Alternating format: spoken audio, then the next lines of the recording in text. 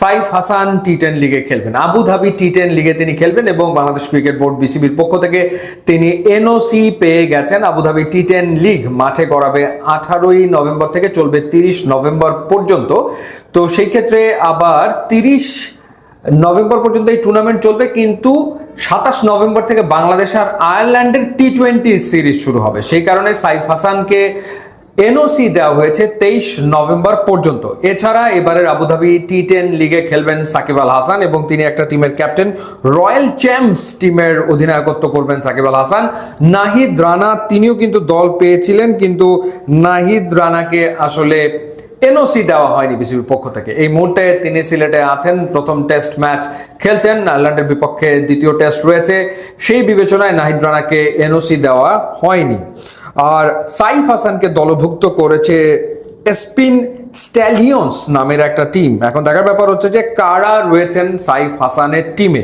অনেকগুলো বড় নাম কিন্তু এই টিমে রয়েছে Tymal Mills, Tim Seifert, Harbhajan Singh, Andre Fletcher, Avishka Fernando, Sherfane Rutherford, Binura Fernando, Saif Hasan, Ryan Burl, Akhilesh Bodugum, Ali Khan, Ben Cutting, এরপর জোহাইর ইকবাল, এরপর Isa Matiur, Hafizur Rahman, Ashmead Nedd, Matthew Hurst, Monank Patel এবং হর্ষিত শেঠ। সো সেই ক্ষেত্রে বড় নামের কথা বলছিলাম যে টিম শেফার্ট রয়েছে, শেরফান রাদারফোর্ড রয়েছে, তাদের সাথে খেলবেন সাইফ হাসান। সো ইন্টারেস্টিং হবে ডেফিনেটলি। আর দেখা যাক, যদি সাকিবের দলের সাথে সাইফ হাসানের দলের দেখা হয় তাহলে তো দুজন মুখোমুখি হয়ে যাচ্ছেন, দুই বাংলাদেশি ক্রিকেটার আবুধাবি টি10 লিগে।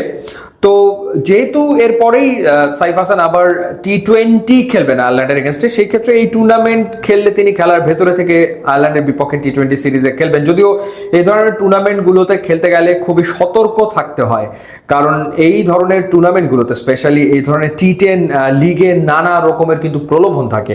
তো সেই সব বিষয় মাথায় আসলে রাখতে হয় এবং সাইফ হাসানকে অবশ্যই সেই বিষয়গুলোর প্রতি অবশ্যই দৃষ্টি রাখতে হবে, যাতে করে কোনো বিতর্কের ভেতরে তিনি না পড়ে যান। কারণ সাইফ হাসান এই মুহূর্তে বাংলাদেশ দলের হয়ে খেলছেন এবং লম্বা সময় তিনি বাংলাদেশ দলকে প্রতিনিধিত্ব করবেন, সেটা আসলে আমরা প্রত্যাশা করি এবং বাংলাদেশের ক্রিকেটকে অনেক কিছু তিনি দেবেন। সুতরাং এই টুর্নামেন্টে তিনি পার্টিসিপেট করবেন এবং নিশ্চয়ই তিনি সতর্ক থেকে এই টুর্নামেন্টে খেলবেন।